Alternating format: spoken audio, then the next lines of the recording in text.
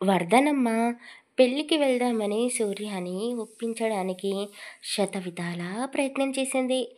కానీ అతను ఒప్పుకోలేదు. తిరిగి ఇంటికి వెళ్ళిపోదామని ఖచ్చితంగా చెప్పేశాడు. అతను కారు వెనక్కి తిప్పి ఇంటికి తిరిగి వెళ్ళడానికి దాదాపు సిద్ధంగానే ఉన్నాడు. కానీ వాళ్ళ కారు పక్క నుండి నడుచుకుంటూ వెళ్తున్న ఆడవాళ్ళు పెళ్ళి ఇంటిని చూసి నవ్వుకుంటూ, ఏంటో పిచ్చి పిల్లకి పెళ్లి చేస్తున్నారు అని అన్నారు. ఆ మాటలు వర్ధనమ్మ వినేసింది. ఒరేయ్, వెళ్దాం గాని ఒక్క నిమిషం అంటూ కారు ఆపేసింది. ముందుకు వెళ్ళిన ఆడవాళ్ళని వెనక్కి పిలిచింది. కారు డోర్కి ఉన్న గ్లాస్ని కిందకి దించింది. ఏంటమ్మా, పెళ్లి కూతురు గురించి ఏదో మాట్లాడుతున్నారు, మీరెవరండి అని వాళ్ళు అడిగారు. మేము వాళ్ళకు కావలసిన వాళ్ళమే, కానీ చాలా సంవత్సరాల నుండి మా మధ్య రాకపోకలు లేక వీళ్ళ గురించి వివరాలు తెలుసుకోలేకపోయాము. ఏం జరిగింది అని అడిగింది. వర్ధనమ్మ మామూలుగా ఇంట్లో ఉంటేనే చిన్న బార్డర్తో జరీ అంచు ఉన్న చీరలను కడుతుంది. ఆ చీరకు తగ్గట్టుగా ఆమె బీరువాలో ఉన్న నగలను తీసి మ్యాచింగ్ చూసి మరీ వేసుకుంటుంది. తలలో ఎప్పుడూ పువ్వులు పెట్టుకుంటుంది. అప్పుడప్పుడు కొప్పు వేసుకుని బంగారు కొప్పెర కూడా పెట్టుకుంటుంది. వేళ్లకు ఉంగరాలు, బంగారు వడ్డానం. వడ్డానానికి ఇంటి యజమానిని నేనే అని తాళాల గుత్తిని పెట్టుకుంటుంది. కాళ్ళకి కడియాలు, లావు పట్టీలు, మెట్టెలు. ఎప్పుడూ పాదాలకి పసుపు వేసుకుంటూనే ఉంటుంది. ఆమె కట్టు బొట్టు చూస్తే ఎవరైనా సరే గుడిలో అమ్మోరుని చూసినట్టుగానే భావిస్తారు. అలాంటి వర్ధనమ్మ కోడలి పుట్టింటికి వస్తే ఎలా వస్తుంది? ఆమె హుందాతనాన్ని చూపించుకోవడం కోసమే సూర్యతో వచ్చింది. ఆమె చీరని, నగలని చూసి వీళ్ళు పెళ్ళికి వచ్చినట్టున్నారు అని ఆ ఆడవాళ్ళు అనుకున్నారు. ఏమని చెప్పాలమ్మా? మీరు వాళ్ళకు దూరపు బంధువులు అని అంటున్నారు. అందుకే చెప్తున్నాను. ఇప్పుడు పెళ్ళి జరగబోయే అమ్మాయికి కాస్త పిచ్చి, కాస్త కాదే, పిచ్చి చాలా ముదిరింది. అసలు ఎవడూ పెళ్లి చేసుకోడు అని అనుకున్నాము. కానీ కాలేజీలో చదువుకునేటప్పుడు ఎవడినో ప్రేమించిందంట. పిచ్చి పట్టినా సరే నేనే మీ అమ్మాయిని పెళ్లి చేసుకుంటాను అని వీళ్ళ ఇంటి చుట్టూ తిరిగాడు. అయ్యయ్యో, పిచ్చిది అంటున్నారు. మరి ఎలా చదువుతుంది అయ్యి? అయ్యో, ఆ అమ్మాయి పుట్టుకతో పిచ్చిది కాదండి. ఆ అమ్మాయి చదువుకునేటప్పుడు బాగానే ఉంది. ఈ మధ్య అంటే ఒక 6 నెలలు కావస్తుంది పిచ్చి పట్టి ఎన్నో హాస్పిటల్స్ చుట్టూ తిరిగారు, పూజలు చేశారు. కానీ ఫలితం దక్కలేదు. పాపం మా సురేష్కి ఎంత కష్టం వచ్చింది. అవునమ్మా, సరళ అయితే కూతురి గురించి రోజూ ఏడుస్తుంది. పాపమని అలా అంటున్నారు ఎందుకు? సురేష్కి కూతురు అంటే నచ్చదు. 2 సంవత్సరాల క్రితమే పెళ్లి చేసి అత్తారింటికి పంపించాలనుకున్నాడు. కానీ ఆ పిల్లకు చదువంటే ప్రాణం. ఏడ్చింది. కాళ్ళ వేళ్ళ పడి చదువుకుంటాను నాన్న అని బ్రతిమాలింది. సురేష్కి అనుమానం అనే జబ్బు ఉంది. వాళ్ళ చెల్లెలు ఎవరినో ప్రేమించి పెళ్లి చేసుకుందంట. అప్పట్లో మేనత్త పోలికలు కూతురికి వచ్చాయేమో అని కూతురు పైన ఒక కన్నేసి పెట్టేవాడు. రోజు అతనే కాలేజీకి తీసుకొని వెళ్తాడు, అతనే తీసుకొని వస్తాడు. మరి ఈ పిల్ల ప్రేమలో ఎప్పుడు పడిందో ఏమో. పిచ్చి పట్టిన కూతుర్ని ఎవరూ పెళ్లి చేసుకోరు కాబట్టి ఈ ప్రేమ పెళ్లికి ఒప్పుకున్నాడు. లేదంటే అసలు ఈ పెళ్లి జరిగేదే కాదు అని చెప్పేసి వాళ్ళు అక్కడి నుండి వెళ్ళిపోయారు. వాళ్ళ మాటలు విన్న తర్వాత సూర్య కూడా కాస్త ఆశ్చర్యపోయాడు. మా అమ్మకు తోడబుట్టినవాడు మరీ ఇంత మూర్ఖంగా ఆలోచిస్తాడా? అన్నీ బాగుంటే ఆ అమ్మాయి ఈరోజు ఎంతో సంతోషంగా ఉండేదేమో, ప్రేమించిన వాడిని పెళ్లి చేసుకుంటున్నందుకు అని మనసులోనే అనుకుంటున్నాడు. వర్ధనం, ఆ సురేష్ గాడు ఇంకా మారలేనట్టున్నాడు. వాడు ఒక మూర్ఖుడు. అవునండి, కానీ ఆ పిల్ల గురించి చెప్తుంటే నాకు మన కోడలు గుర్తుకు వస్తుంది. సూర్య, కాదనుకురా, ఒక్కసారి కళ్యాణ మండపం దగ్గరికి తీసుకొని వెళ్ళరా. పాపం పిచ్చిదంట, మనసారా దీవించాలని ఉంది అని నానమ్మ కాస్త సెంటిమెంట్ డైలాగ్ వాడడంతో సూర్య ఏమీ మాట్లాడకుండా నానమ్మని తాతయ్యని పెళ్ళి జరిగే చోటకి తీసుకుని వెళ్ళాడు. అక్కడ బయట ఫ్లెక్సీలో ఉన్న పెళ్లి కూతురు ఫోటోని చూసి నానమ్మ తాతయ్యతో పాటు సూర్య కూడా ఆశ్చర్యపోయాడు. ఎంత అందంగా ఉంది! ఇంత చక్కటి చందమామకు పిచ్చేంటో! అన్నీ బాగుంటే ఆ పిల్ల సూర్యకి పెళ్ళం మన ఇంటికి వచ్చేదేమో! ఏమయ్యో! ఈ ఫోటోని నీ ఫోన్లో తీసి పెట్టుకో. పెళ్ళిళ్ళ పేరయ్య వస్తే ఇలాంటి అమ్మాయిని సూర్య కోసం వెతికి పెట్టమని ఫోటోని చూపిస్తాను అని చెప్పింది. ఆవిడ చెప్పడమే ఆలస్యం. సుందరం సెల్లో ఫోటో తీసేశాడు. అయ్యో నానమ్మ తాతయ్య ఏం చేస్తున్నారు? లోపలికి వెళ్ళి 4 అక్షంతలు వేసి ఆశీర్వదించి వస్తాను అని చెప్పావు కదా, వెళ్ళు. అదేంటిరా, నువ్వు రావా లోపలికి? నేను రాను, ఇక్కడే ఉంటాను. ఒరేయ్, అక్కడ అందరూ మమ్మల్ని గుర్తుపడతారు, నీ గురించి అడుగుతారు, ఏమని చెప్పమంటావు? బయటే ఉన్నాడు అని చెప్పాలా? బాగుండదురుగా, పద అని చెయ్యి పట్టుకొని లోపలికి తీసుకుని వెళ్ళింది. పెళ్ళికి వచ్చిన బంధువులందరూ వర్ధమనమ్మను చూసి గుర్తుపట్టారు. సరళ పరిగెత్తుకుంటూ వచ్చి, పెద్దమ్మగారు బాగున్నారా, రండి అంటూ ముందు వరుసలో కూర్చోబెట్టింది. సురేష్ కూడా వచ్చాడు. బలవంతంగా ఒక చిరునవ్వు నవ్వుతూ నమస్తే అని చెప్పాడు. సరళ కొడుకు కోడిలని పరిచయం చేయించింది. ఎలా ఉన్నావు నాన్నా? ఎప్పుడు మమ్మల్ని చూడలేదు కదా. నేను అత్తనవుతాను. ఈయన మీ మేనమామ. వీడు నీకు బావమరిది. అదిగో మా కోడలు చెల్లెలు అవుతుంది అంటూ సరళ కలుపు గోలుగా మాట్లాడుతూ అందరినీ పరిచయం చేయించింది. అవును సరళ, మీ అత్తయ్య మామయ్య అని వర్ధనమ్మ అడుగుతూ ఉండగానే వాళ్ళని ఒక నలుగురు మనుషులు పట్టుకుని తీసుకుని వచ్చారు. ఏయ్, వాళ్ళే మీ అమ్మమ్మ తాతయ్య చనిపోయారా అని మీ అత్తని అడగబోతూ ఉండగానే బ్రతికే ఉన్నాము అంటూ ప్రత్యక్షమయ్యారు. ఇంకా నయ్యం, వాళ్ళ గురించి అడిగి ఉంటే నా పరువు పోయేది అని నవ్వేసింది.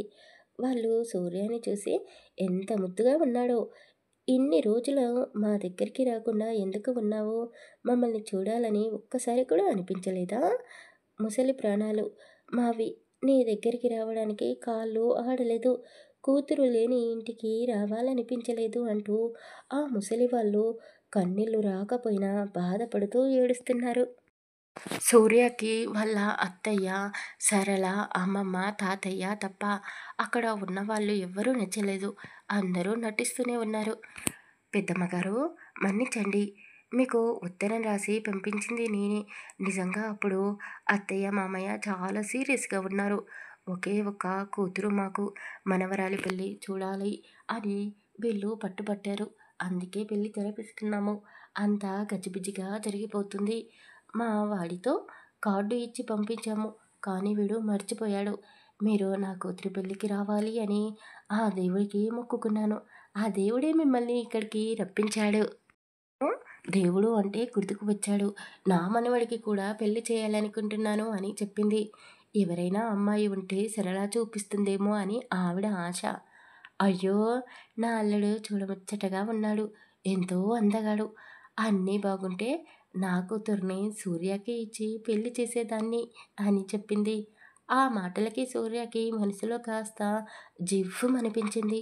బయట పోస్టర్లో మరదలు ఫోటోని చూసినందుకో లేక మేనమామ కూతురు అని బంధం ఉన్నందుకో తెలీదు కానీ నిజమే, అన్నీ బాగుంటే ఆ అమ్మాయిని నేనే పెళ్లి చేసుకునేవాడినేమో అని అనుకున్నాడు. పోనీలేమ్మా, జరిగిన దాని గురించి ఆలోచించడం ఎందుకు? ఏ ఇంటి పిల్ల ఎవరి ఇంటి వాకిట్లో ముగ్గు పెడుతుందో ఎవరికి తెలుసు? ఆ దేవుడు ఎవరికి ఎవరితో ముడివేస్తాడో? కళ్యాణ గడియలు వస్తే ఎన్ని అడ్డంకులు వచ్చినా సరే పెళ్ళి జరిగిపోతుంది. అయ్యో, ఇంతకీ అమ్మాయి ఎక్కడ ఉంది అని అడిగింది. పెద్దమ్మగారు రండి చూపిస్తాను అంటూ సరళ పెళ్లి కూతురుని రెడీ అవుతున్న రూమ్కి వర్ధనమ్మని తీసుకుని వెళ్ళింది. పెళ్లి కూతురిలా ముస్తాబైన కూతురిని చూసి సరళ కంట తడి పెట్టింది. ఎంతో అందంగా అపరంజి బొమ్మలా ఉంది. వర్ధనమ్మ అయితే ఆ అమ్మాయిని అలా చూస్తూ ఉండిపోయింది. నాకు ఈ చీర వద్దు, నన్ను వదిలిపెట్టండి, ఆడుకుంటాను అంటూ ఆ అమ్మాయి అల్లరి చేస్తూ ఉంది. వద్దమ్మా, అలా చెయ్యకూడదు అని సరళ కూతురిని దగ్గరికి తీసుకుంది. తల్లి ఏడుస్తూ ఉంటే ఇంకా ఎక్కువ అల్లరి చేసి ఇబ్బంది పెట్టకూడదు అని అనుకుందేమో. సైలెంట్గా కూర్చుంది చాక్లెట్ తింటూ. సరళ కన్నీళ్లను తుడుచుకొని, వెన్నెల ఆవిడ నాకు పెద్దమ్మ అవుతుంది. నీకు అమ్మమ్మ. మీ మేనత్త వాళ్ళ అత్తగారు. నమస్కారం చెయ్యి అని చెప్పింది.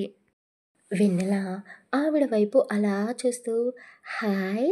మీ మెడలో వేసుకున్న నెక్లెస్ భలే మెరుస్తుంది. నాకు ఇస్తారా? మీరు చాలా అందంగా ఉన్నారు. మీకు కూడా పెళ్లి జరుగుతుందా? అని అన్నది. ఆ మాటలకి అక్కడ ఉన్న వాళ్ళందరూ నవ్వేశారు. ఏయ్ విన్నరా! ఏం మాట్లాడుతున్నావే? పెద్దవాళ్ళతో అలాగేనా మాట్లాడేది? సారీ చెప్పు. అయ్యో! పర్వాలేదమ్మా. పసిపిల్ల మనస్తత్వం కదా! అలాగే అల్లరి చేస్తారు.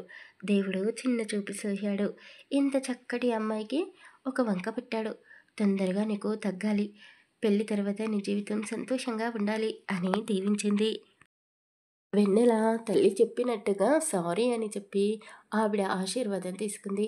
మీరు నాకు అమ్మమ్మ అయితే నన్ను ఎత్తుకోండి అని మళ్ళీ అల్లరి చేసింది. నిన్ను ఎత్తుకోవాలనే ఉంది. కానీ ఈ వయసులో ఎత్తుకుంటే మళ్ళీ లేవలేను. పెళ్ళయ్యాక నీ మొగుడిని ఎత్తుకోమని చెప్పమ్మా. నువ్వు చాలా అదృష్టవంతురాలివి. ఇలాంటి పరిస్థితిలో ఉన్నా కూడా నిన్ను ప్రేమించినవాడు నీ చెయ్యి వదలకుండా పెళ్లి చేసుకుంటున్నాడు అని పెళ్లి కొడుకుని మెచ్చుకుంది.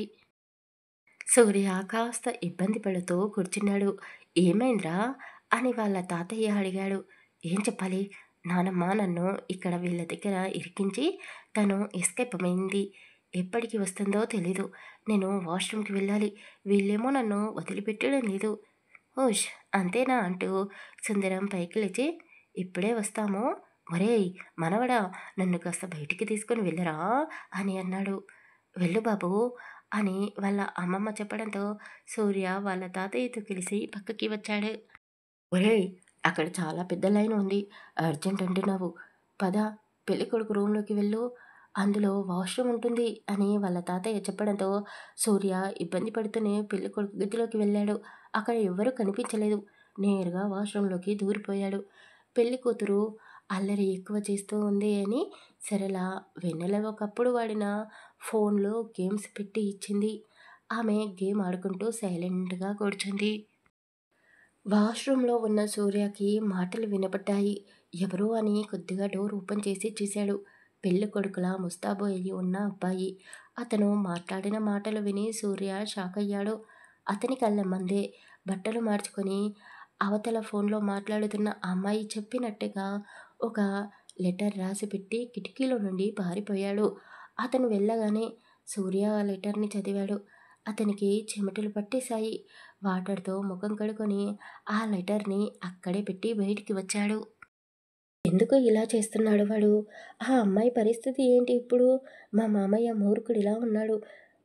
ఒక్కోసారి ఆడపిల్లకి పెళ్లి చేసి పంపిస్తే బాధ్యత తీరిపోతుంది. ఇక పండగలకి, పబ్బాలకి, శ్రీమంతం, పురుడు అంటూ ఆడపిల్లలని పుట్టింటికి తీసుకువెళ్ళే అలవాటు లేని మనిషి అని నానమ్మ ఎన్నోసార్లు చెప్పింది. ఇప్పుడు ఈ పెళ్లి జరగకపోతే ఆ అమ్మాయిని తీసుకొని వెళ్ళి మెంటల్ హాస్పిటల్‌లో వేస్తాడా అని ఆలోచిస్తూ ఉండగానే పెళ్లి మండపం దద్దరిల్లేలా పంతులు గారు మైక్‌లో అనౌన్స్‌మెంట్ చేసేశాడు.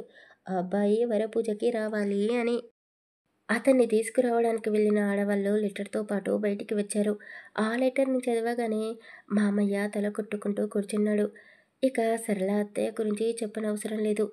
గుండెల్లో బాధేసుకుంటుంది. పెళ్ళికి వచ్చిన వాళ్ళు మాట్లాడుకోవడం మొదలుపెట్టేశారు. అయ్యో! ప్రేమించాడు అన్నారు.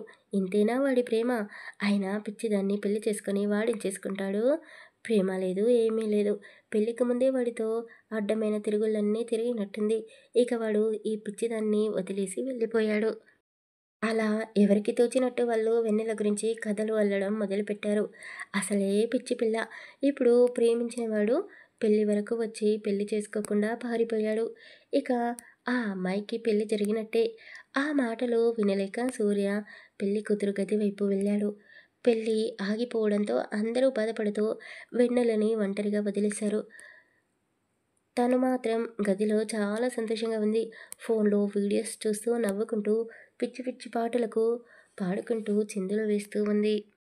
పట్టు చీరలో పెళ్లి కూతురిలా ముస్తాబైన వెన్నెలని చూస్తే నిండు చందమామలా భలే ముద్దుగా ఉంది. ఆమె ఫోటోని చూడగానే సూర్య మనసులో అలజడి మొదలైంది. ఇప్పుడు నేరుగా చూస్తూ ఉంటే అతని మనసు ఆగలేకపోతుంది. అతనికి తెలియకుండానే అడుగులు ఆమె వైపుకు వేశాడు. డ్యాన్స్ చేస్తూ కింద పడబోతున్న వెన్నెలని పడిపోకుండా పట్టుకున్నాడు. మొదటిసారి అతను ఒక అమ్మాయిని తాకడం. రోమాలు నిక్కబరుచుకున్నాయి. అతని చెయ్యి ఆమె నడుముపై ఉంది. అతను ఆమె కళ్ళల్లోకే కళ్ళు పెట్టి చూశాడు. వెన్నెల శరీరం వణికిపోతూ ఉంది. ఆమె పెదాలకి అంటుకున్న చాక్లెట్ని చూపుడు వేలుతో తీసుకొని అతను నోటిలో పెట్టుకున్నాడు. ఆమె కళ్ళు పెద్దగా చేసింది. అతను చిరునవ్వు నవ్వుతూ ఆమె ముఖంపై గాలి ఊదాడు. వెన్నెల కళ్ళు గట్టిగా మూసుకొని ఆ అని అరిచేసింది. దెబ్బకి సూర్య ఆమెని వదిలేశాడు. కింద పడిపోయింది. ఏం జరిగిందా అని అందరూ గదిలోకి వచ్చారు. సూర్యాని చూడగానే నువ్వేంటి బాబు ఇక్కడ అని సరళ అడిగింది. అది అత్తయ్య, నేను కూడా మీ అమ్మాయి అరుపు విని వచ్చాను అని చెప్పాడు. అతను చెప్పింది నిజమే అని నమ్మేశారు. అమ్మ అబద్ధం చెప్తున్నాడు, అతనే నన్ను కింద పడేశాడు అని చెప్పింది. అవునా, నీ గదిలోకి ఎందుకు వస్తాడు? వెన్నెల, అసలు ఏం జరుగుతుందో నీకు అర్థమవుతుందా? నిన్ను చేసుకోబోయేవాడు పెళ్లి నుండి పారిపోయాడు. పెళ్ళి ఆగిపోయింది. అందరూ తలా ఒక మాట అంటూ ఉన్నారు. వాళ్ళు చెప్పేది ఏది వినిపించుకోకుండా అయ్యో నేను చెప్పేదే నిజం, ఇతను అబద్ధం చెప్తున్నాడు, అయితే నిజమేంటో చెప్పు, నేను ఎందుకు వచ్చాను ఇక్కడికి అని సూర్య అడిగేశాడు. అవును చెప్పు, ఇందాకటి నుండి ఏడుస్తున్నావు కదా, ఎందుకు వచ్చాడు అని అందరూ అడిగారు. వెన్నెల నేల చూపులు చూస్తూ ఏం చెప్పాలా అని ఆలోచిస్తూ హా గుర్తుకు వచ్చింది, నా చాక్లెట్ తిన్నాడు అని చెప్పింది. వాళ్ళకి వెన్నెలపై కోపగించుకోవాలో అరవాలో తెలియలేదు. పిచ్చిదాన, నీల ఆ అబ్బాయి చాక్లెట్ తింటాడు అనుకుంటున్నావా? నీ పెళ్ళి ఆగిపోయిందే, బాధపడాల్సింది పోయి చాక్లెట్ తిన్నాడు అంటూ అల్లరి చేస్తున్నావు. వెన్నెల, నీకు అర్థమవుతుందా అని సరళ కూతుర్ని పట్టుకొని ఏడ్చేసింది. పెళ్ళికి వచ్చిన వాళ్ళందరూ అనే మాటలు సురేష్ తీసుకోలేకపోయాడు. లెటర్ తీసుకొని వెన్నెల దగ్గరికి వచ్చాడు. సరళపై కోపడుతూ నేను చెప్తే విన్నావా? ఆడపిల్లకి చదువు వద్దు అన్నాను, నా మాట వినలేదు, చదివించావు. ఇది ప్రేమించాను అంటూ వాడిని తీసుకుని వచ్చింది. వాడిని చేసుకోకపోతే చేస్తాను అంటూ మేడపై నుంచి దూకింది. పిచ్చి పట్టింది. పిచ్చి పట్టిన దాన్ని అయినా సరే పెళ్లి చేసుకుంటాను అని వాడు పెద్ద మగాడిలా పెళ్ళికి అన్ని ఏర్పాట్లు చేయించాడు. తీరా తాళి కట్టే సమయానికి పిరికివాడిలా పారిపోయాడు. ఇప్పుడు నాకు పిచ్చి పట్టేలా ఉంది. ఏం చేయమంటావే? దీన్ని ఒక బావిలో తోసేసి నువ్వు కూడా అందులో దూకేసేయి, పీడ విరగడవుతుంది అని సురేష్ నోటికి వచ్చినట్టు వెన్నెలని సరళని తిట్టేశాడు. సురేష్ మాటలను బట్టి ఆడవాళ్ళంటే గౌరవం లేదు అని సూర్య అర్థం చేసుకున్నాడు. అయ్యో, దీని పెళ్లి చూసి హాయిగా కన్ను ముద్దామనుకుంటే ఇలా జరిగిందేంటి భగవంతుడా అని ముసలి అమ్మమ్మ తాతయ్య నిజంగానే కన్నులు పెట్టేశారు. వెన్నెల వాళ్ళ అన్నయ్య తండ్రికి దగ్గ కొడుకులాగే ఉన్నాడు. అక్కడ ఒక్కొక్కరు మనస్తత్వం ఒక్కోలా ఉంది. సూర్య ఒక్కసారి కళ్ళు మూసుకొని బాగా ఆలోచించాడు. ఊపిరి గట్టిగా తీసుకుని బయటికి వదిలాడు. మామయ్య, టెన్షన్ పడకండి, వెన్నెల గురించి మర్చిపోండి. మీకు కూతురిపైన ప్రేమ లేదు అని అర్థమవుతుంది. ఇక నుండి వెన్నెల పూర్తి బాధ్యత నాది అంటూ ఆమె చెయ్యి పట్టుకొని మండపం దగ్గరికి వెళ్ళాడు. పంతులు గారు, మీరు మంత్రాలు చదవడం మొదలుపెట్టండి అని చెప్పాడు. అక్కడికి వచ్చిన వాళ్ళందరూ ఒక సినిమా చూస్తున్నట్టుగా నోరెళ్ళ పెట్టి చూస్తూ ఉన్నారు. వీడెవడు? ఈ పిచ్చిదానికి భలే అదృష్టం పట్టింది. అయినా ఆ అబ్బాయికి ఏం కర్మ ఈ పిచ్చి పిల్లని చేసుకోవడానికి అని అనుకుంటూ ఉన్నారు. ఎవరైతే ఏంటి, కూతురికి పెళ్లి జరగడమే ముఖ్యం అని సురేష్ గమ్మున ఉన్నాడు. సాంప్రదాయం ప్రకారం అల్లుడు కాళ్ళు కడిగి కన్యాదానం చేశాడు. వర్ధనమ్మ సుందరం గారు చాలా సంతోషంగా ఉన్నారు. ఎలాగైతేనేంటి, మనవడికి పెళ్లి జరిగిపోతుంది. కట్టలు కట్టలుగా డబ్బులు ఉన్నాయి. దేశ విదేశాలకు తీసుకుని వెళ్ళి మనవరాలు పిచ్చి తగ్గేలా చేయాలి అని అప్పుడే మనసులో దేవుళ్ళందరికీ మొక్కులు మొక్కేసుకుంటూ ఉంది. తాళి కట్టే సమయంలో వెన్నెల కళ్ళలోకి చూశాడు. కళ్ళు పెద్దగా చేసి అతన్ని మింగేసేలా చూస్తూ ఉంది. 3 ముళ్ళు వేసి పసుపు కుంకుమ పెట్టిన తర్వాత మెడపై చిన్నగా గిల్లాడు. ఆమెలో ఎలాంటి స్పందన లేదు. కాళ్ళకి మెట్టెలు పెట్టి అరికాళ్ళలో గిలిగింతలు పెట్టాడు. వెన్నెలకి కోపం తప్ప ముఖంలో చిరునవ్వు అన్నదే లేదు. సరళ కూతురు చేతిని సూర్య చేతిలో పెట్టి నా కూతురు జాగ్రత్త అంటూ అతని కాళ్ళు పట్టేసుకుంది. అయ్యయ్యో, ఏం చేస్తున్నారు అత్తయ్య? మీ కూతురిని నాకు కన్యాదానం చేశారు. అంటే మీరు దానం ఇచ్చారు. నేను ఆ దానాన్ని స్వీకరించాను. నేను కదా మీ కాళ్ళు పట్టుకోవాల్సింది. ఇంకెప్పుడు ఇలా చేయకండి. ఇలాంటివి నాకు ఇష్టం ఉండదు. మీరు బాధపడుతున్నారు అని చెప్పడం లేదు. నేను చెప్పాలి కాబట్టి చెప్తున్నాను. వెన్నెల నా భార్య.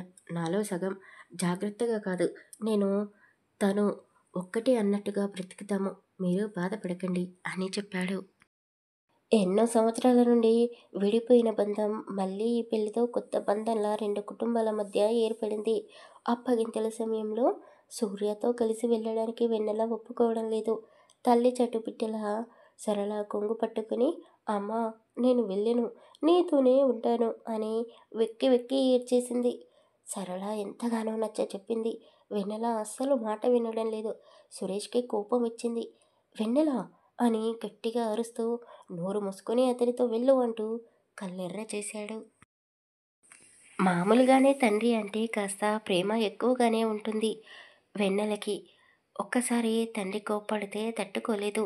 అలాంటిది ఇప్పుడు గట్టిగా అరిచేసరికి భయపడిపోయింది. మామయ్య ఏం చేస్తున్నారు? తన పరిస్థితి ఎలా ఉందో మీకు బాగా తెలుసు కదా అంటూ వెన్నెల దగ్గరికి వెళ్ళి నీకు చాక్లెట్ ఐస్ క్రీమ్ ఇప్పిస్తాను, నాతో వస్తావా అని అడిగాడు. వెన్నెల ఏమీ మాట్లాడలేదు. అత్తయ్య ఇక మేము బయలుదేరుతాము అని అందరికీ చెప్పాడు. వెన్నెల అడుగు ముందుకు వేయలేదు. సూర్య నవ్వుతూ నానమ్మ తాతయ్య మీరు వెళ్ళి కారులో కూర్చోండి అని చెప్పి వెన్నెలని ఎత్తుకొని ముందు సీట్లో కూర్చోబెట్టుకున్నాడు. వెన్నెల అల్లరి చేయకుండా సైలెంట్గా కూర్చుంది. సూర్య కుందనపు బొమ్మలా ఉంది కదా. ఎన్నో సంబంధాలను వెతికాను, కానీ ఆ దేవుడు నీ పెళ్ళి ఇలా జరిపిస్తాడని నేను అస్సలు ఊహించలేదు. నీ పెళ్ళి గురించి ఎన్నో కలలు కన్నాను. వారం రోజుల వరకు ఊరిలో ఎవ్వరూ పొయ్యి వెలిగించకూడదు అనుకున్నాను. అయ్యో ఇప్పుడేమైంది?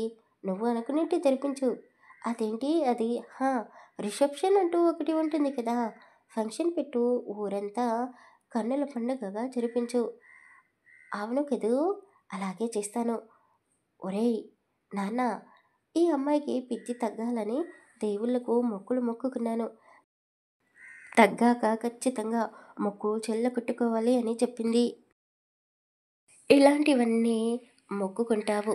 ముందు పంతులకి ఫోన్ చేసి తర్వాత జరగవలసిన కార్యక్రమాల గురించి ముహూర్తాలు పెట్టించు అని చెప్పాడు.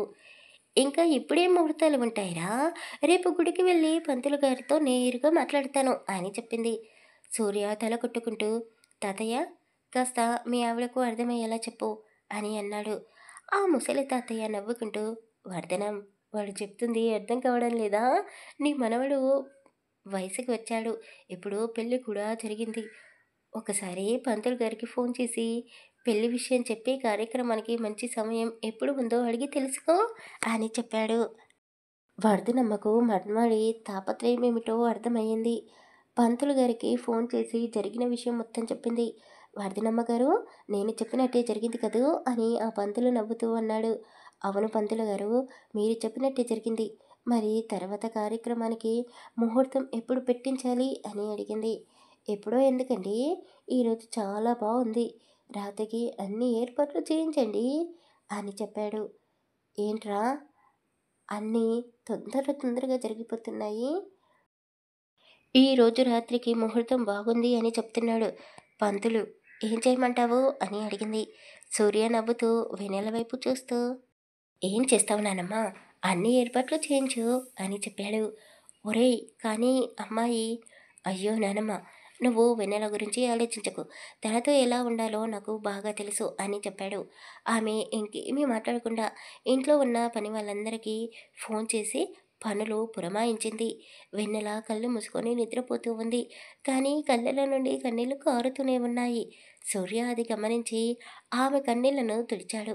ఇంటికి చేరుకోగానే ఊరి జనాలంతా సూర్య ఇంటి దగ్గరికి పోగయ్యారు. చూడముచ్చటైన జంట, చూడడానికి రెండు కళ్ళు సరిపోవడం లేదు అంటూ వాళ్ళు దిష్టి తీశారు. ఇప్పుడు ఒకరి పేరు ఒకరు చెప్పుకొని లోపలికి అడుగు పెట్టండి అని అన్నారు. నేను నా భార్య వెన్నెల వచ్చాము, నేను నా భర్త సూర్య వచ్చాము అని సూర్య వెన్నెల మాట్లాడే మాటలు కూడా అతనే మాట్లాడి చెప్పాడు. వాళ్ళకి అర్థం కాలేదు. తనకి పిచ్చి అన్న సంగతి వెన్నెల మర్చిపోయినట్టుంది. మాత్రం అల్లరి చేయకుండా సైలెంట్గా ఉంది. పని వాళ్ళు ఇంటిని పూలతో అందంగా అలంకరించారు. సూర్య గదిని రంగురంగుల పూలతో శోభనం గదిలా ముస్తాబు చేశారు. చీకటి పడడంతో వర్ధనమ్మ వెన్నెలకి బలవంతంగా తినిపించింది. ఆమెకి స్నానం చేయించింది. ఆవిడకు తెలియదు కదా, బ్యూటీషియన్ని పిలిపించి పెళ్లి కూతురిని ఇంకా అందంగా రెడీ చేయించాలి అని. ఆవిడ పాతకాలం మనిషి కదా, ఆవిడికి నచ్చినట్టుగా వెన్నెలకి పట్టు చీర కట్టించి నగలన్నీ పెట్టి తలలో బారెడు మల్లెపూలు పెట్టి పెద్ద పొట్టు కుంకుమ పెట్టి అమ్మోరు తల్లిలా రెడీ చేసింది. మా సూర్య చాలా మంచివాడు. మీ నాన్నకి ముక్కు మీదనే కోపం ఉంటుందేమో, కానీ మావాడు అలా కాదు. ఎవరిని ఏమీ అనడు. ఆడవాళ్ళకి చాలా దూరంగా ఉంటాడు. ఎంత మంచివాడో అంత చెడ్డవాడు. కోపం వస్తే ఎవరి మాట వినడు. వాడికి కోపం తెప్పించకుండా జాగ్రత్తగా మసులుకో అని చెప్పింది. అయ్యో, నా పిచ్చి కానీ నీకు జాగ్రత్తలు చెప్తున్నాను. అసలు నీకు నేను చెప్పేది అర్థమవుతుందా అని వర్ధనమ్మ వెన్నెలతో మాట్లాడుతూనే సూర్య గదిలోకి పంపించింది. పిచ్చి పిల్లానికి సూర్య పిచ్చి తగ్గిస్తాడా? తర్వాత ఏం జరగబోతుందో నెక్స్ట్ పార్ట్‌లో తెలుసుకుందాం. కథ నచ్చితే లైక్ చేసి కామెంట్ చేయండి. అలాగే మన ఛానల్‌ని సబ్స్క్రైబ్ చేసుకోండి. Thank you for listening.